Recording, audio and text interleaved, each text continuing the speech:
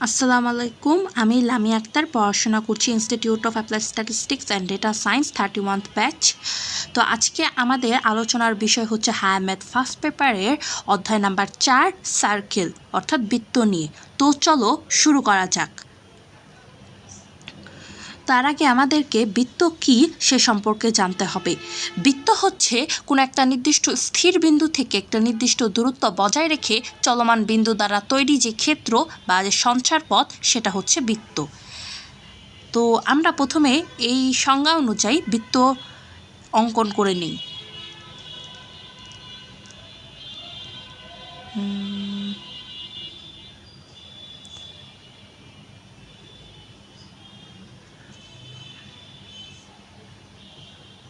তো আমরা বৃত্তর প্রথমে একটি কেন্দ্র নেই, তারপর চারপাশে তার সঞ্চার পথ।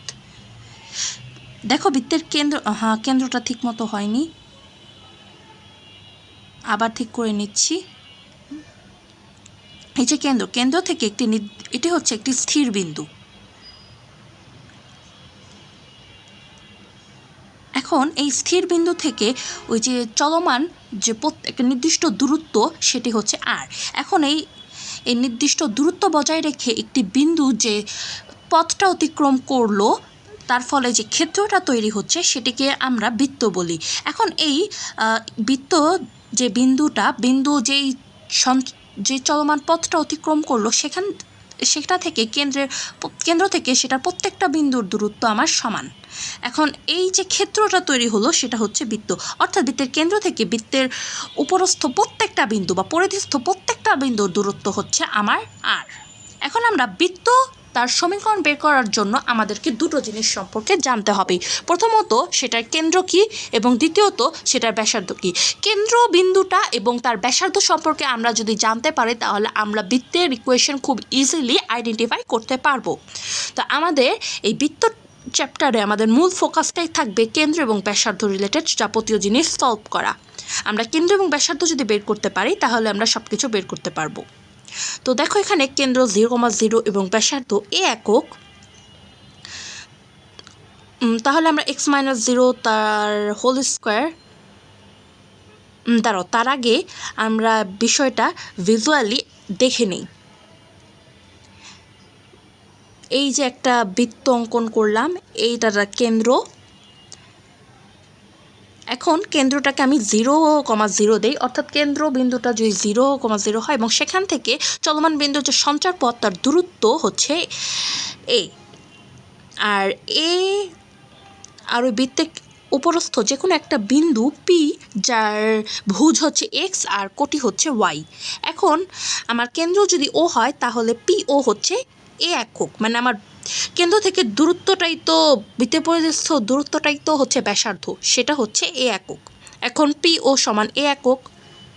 তো এখন আমরা কার্তেশীয় স্থানাঙ্ক ব্যবস্থায় দুটি বিন্দু দেওয়া থাকলে সেখান থেকে কীভাবে দূরত্ব বের করতে হয় সেটা জানি, ক্লাস 9-10 আমরা পড়ে এসেছি। তো সেই অনুযায়ী আমরা x-0 তার হোল স্কোয়ার, y-0 তার হোল স্কোয়ার তার উপর রুট করলে এখন উভয় পক্ষকে আমি যদি স্কোয়ার করি তাহলে কি পাবো? x-0 তার হোল স্কোয়ার প্লাস y-0 তার হোল স্কোয়ার সমান a স্কোয়ার। এখানেই আমরা বৃত্তের একদম সাধারণ এবং সবচেয়ে গুরুত্বপূর্ণ সমীকরণটি বের করে ফেললাম। x square plus y square সমান a স্কোয়ার।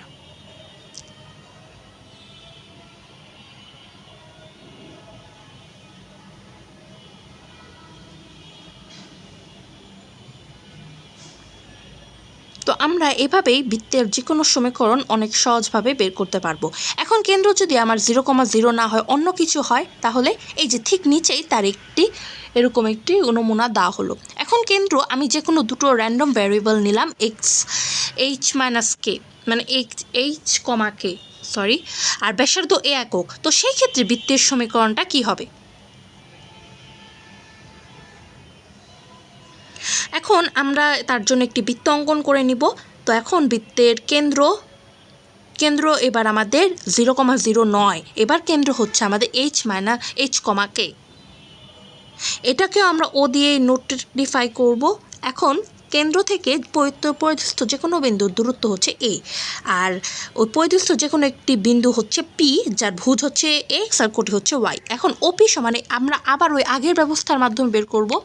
এখন আমাদের এক্স মাইনাস এইচ তার whole square, Y minus K তার হোল স্কোয়ার সমান এ স্কোয়ার হবে, রুট করলে এ। এখন উভয় পক্ষ যদি আমি রুট উঠিয়ে স্কোয়ার করে ফেলি তাহলেই আমরা আমাদের কাঙ্ক্ষিত সমীকরণ এক্স মাইনাস এইচ তার whole square, Y minus K তার হোল স্কোয়ার এবং এ স্কোয়ার পেয়ে যাব।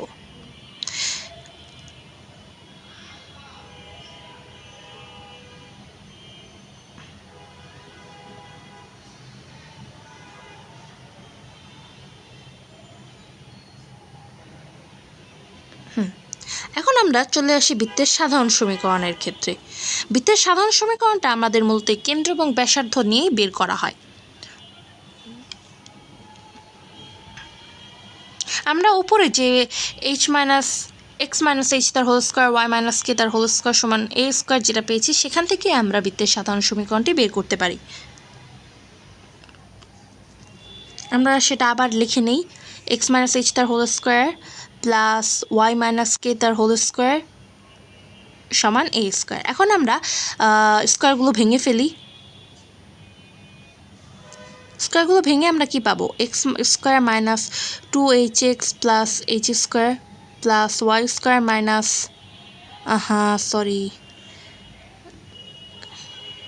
Y square minus two K Y plus K square সমান এ স্কোয়ার। এখন এক্স স্কোয়ারগুলোকে সব একসাথে নিয়ে আসি, Y square minus two H X minus two K Y plus H square, ওই পাশের এ স্কোয়ারটাকে পাশে নিয়ে আসবো, মাইনাস এ স্কোয়ার সমান 0। এখন H square plus K square minus A square, এটাকে আমরা একটা এই তিনটাকে আমরা একটা পোটলার ভিতরে নেই, সেটা হচ্ছে সি। মানে আমরা সি সমান H square plus K square minus A square, এটা আমরা ধরে নিব।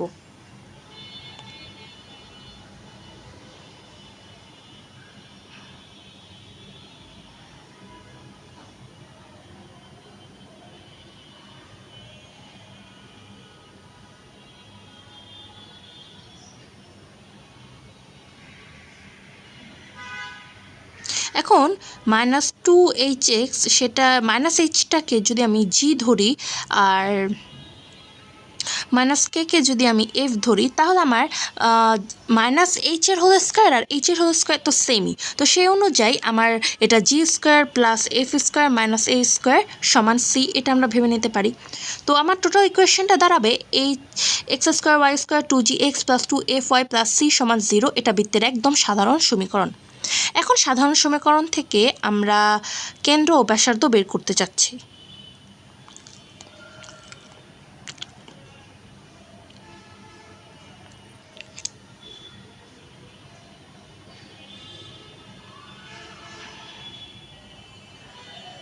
এখন X minus H whole square, আমরা আগের ওই সমীকরণটি আবার লিখে নিচ্ছি, plus Y minus K whole square plus এই স্কোয়ার। এখন আবার সেটা এখানে এইচ হচ্ছে আর এখানে কে হচ্ছে এটার কেন্দ্র, এইচ আর কে হচ্ছে ওই বৃত্তটির কেন্দ্র।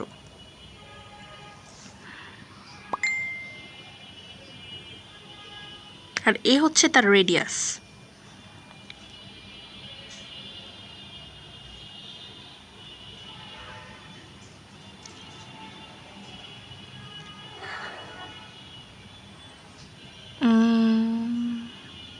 এখন এটা নেই,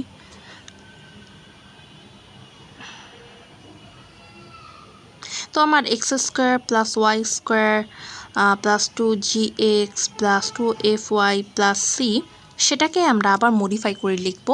সেখান থেকে আমরা হচ্ছে সাধারণ ইকুয়েশন যেহেতু এটা, এখান থেকে আমাদেরকে কেন্দ্র এবং ব্যাসার্ধ বের করতে হবে। X square plus two G X plus G square, যে সি এর মান থেকে আমার বের করতে হবে। সি এর মানটা আমরা জানি G square plus F square minus A square, তো সেটাই আমরা সেখান থেকে আবার বের করব। টু জি এক্স প্লাস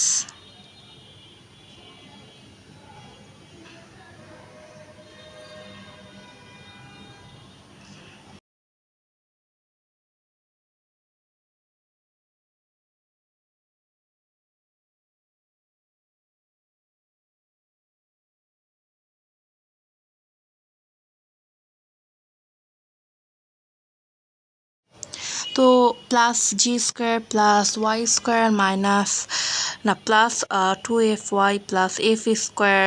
তো এখানে এ স্কোয়ারটাকে ওই পাশে নিয়ে যাই, তাহলে এ স্কোয়ার। তো এখন আমার এক্স মাইনাস মাইনাস ডি, এখন মাইনাস মাইনাসের প্লাস হয়, তো সেটার হোল স্কোয়ার দিতে পারি।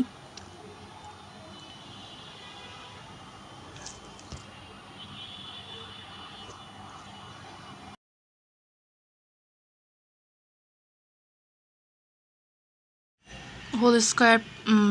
আবার একইভাবে আমরা Y minus Y minus minus F তার হোল স্কোয়ার সমান এ স্কোয়ার করতে পারি। এখন এখানে আমার কেন্দ্র হচ্ছে মাইনাস জি আর মাইনাস এফ, আর রেডিয়াস হচ্ছে এ স্কোয়ার। আর রেডিয়াস হচ্ছে আমার বা ব্যাসার্ধ বলতে পারি আমরা এ স্কোয়ার। এখন আমরা এ স্কোয়ার তো আমাকে পরীক্ষাতে দেওয়া থাকবে না, তাই না? তো আমাকে সেটাকে বৃত্তের কেন্দ্রর মাধ্যমে প্রকাশ করতে হবে। আমাদের বৃত্তের কেন্দ্র দুটা দেওয়া, মানে কেন্দ্র দুটোকে হচ্ছে 2gx আর 2f হিসেবে প্রকাশ করা হবে, এবং সি আলাদাভাবে থাকবে, সিটা পরীক্ষাতে দেওয়া থাকবে। তো আমরা সেটা একে আমরা জি স্কোয়ার জি এফ আর সি এর মাধ্যমে যদি প্রকাশ করতে চাই, তাহলে আমরা কিভাবে প্রকাশ করব সেটা দেখতে যাচ্ছি। এর আগে আমরা কিন্তু বের করেছি, তাই না, যে সি এর মান হচ্ছে G square F square minus A square.